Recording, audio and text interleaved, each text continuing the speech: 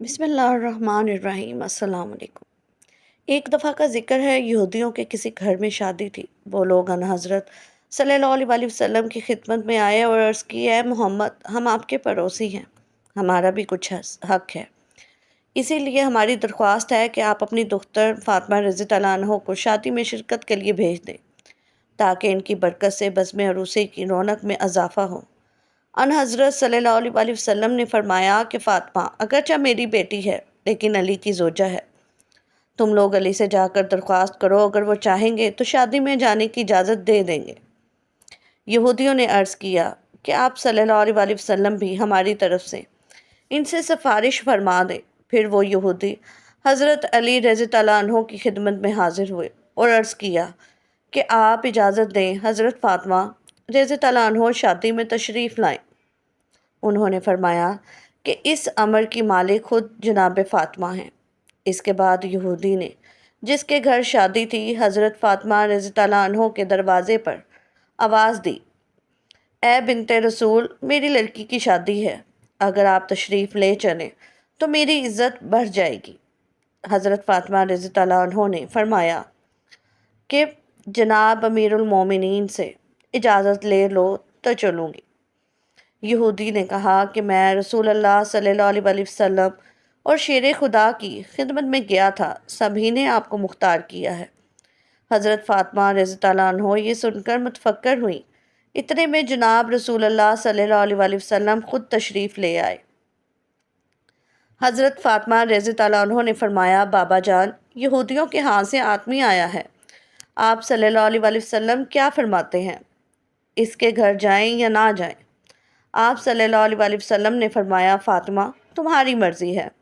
حضرت فاطمہ رضی اللہ عنہ نے عرض کیا، ابو جان، آپ کی بہت سخت توہین ہوگی، کیونکہ ان کی عورتیں عمدہ اور نفیس لباس و زیورات سے مزین ہوگی، اور میرے پاس وہی پھٹے پرانے کپڑے ہیں جس میں جا بجا خرمے کے پیوند لگے ہیں۔ رسول اللہ صلی اللہ علیہ وسلم نے فرمایا، اے بیٹی، اسی حالت پہ جاؤ، جو مرضی پہنو۔ چنانچہ سیدہ فاطمہ رضی اللہ عنہ جانے کو تیار ہو گئیں۔ ادھر یہودیوں نے اپنی عورتوں کو زیورات و ملبوسات سے خوب آراستہ کیا، کیونکہ وہ جانتے تھے کہ حضرت فاطمہ رضی اللہ عنہ کے پاس لباس اور زیورات تو قطعاً نہیں ہیں، وہ تو اپنے پرانے پیوند لگے ہوئے لباس میں شریک شادی ہوں گی، تو سب کی نگاہوں میں سب کو حقیر ہوں گی۔ ادھر اللہ تعالیٰ نے اپنی کنیز خاص کے لیے حضرت جبرائیل علیہ السلام کے ذریعے سے جنت کے ایسے ملبوسات اور زیورات بھیجے کہ جن کی مثل و نظیر دنیا میں نہ تھی۔ حضرت فاطمہ رضی اللہ عنہ کو زیورات و خلعت سے آراستہ کیا گیا اور کچھ دیگر خواتین کے ساتھ حضرت فاطمہ روانہ ہوئیں۔ کچھ حوریں دائیں اور بائیں اور کچھ پیچھے اور کچھ آگے روانہ ہوئیں۔ اس شان سے سیدنا فاطمہ رضی اللہ عنہ کی سواری یہودی کے مکان پر پہنچی۔ جون ہی آپ رضی اللہ عنہ یہودی کے مکان پر پہنچی، تمام مکان آپ رضی اللہ عنہ کے نور سے روشن ہو گیا اور ایسی خوشبو پھیلی کہ دور دور تک محسوس ہونے لگی۔ یہ تجمل و وقار دیکھ کر تمام یہودی عورتیں بے ہوش ہو گئیں۔ تھوڑی دیر کے بعد سب کو ہوش آیا، مگر دلہن کو ہوش نہ آیا۔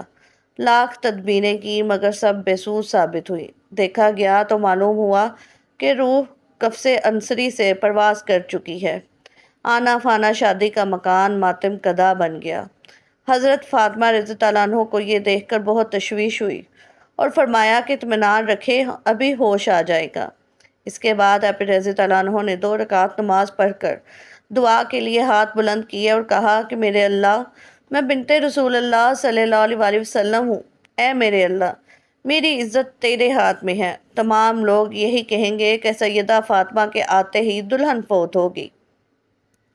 خانہ شادی خانہ غم بن گئی۔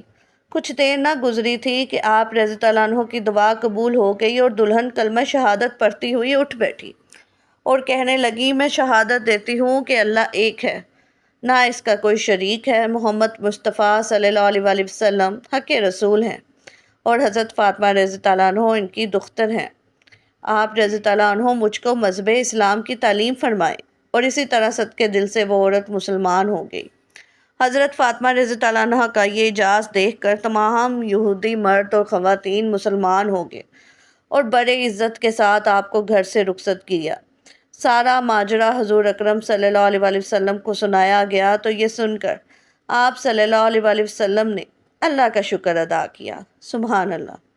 اگر آپ کو یہ ویڈیو اچھی لگی ہو تو لائک اور شیئر ضرور کیجیے گا، سبسکرائب کرنا مت بھولیے گا۔ شکریہ۔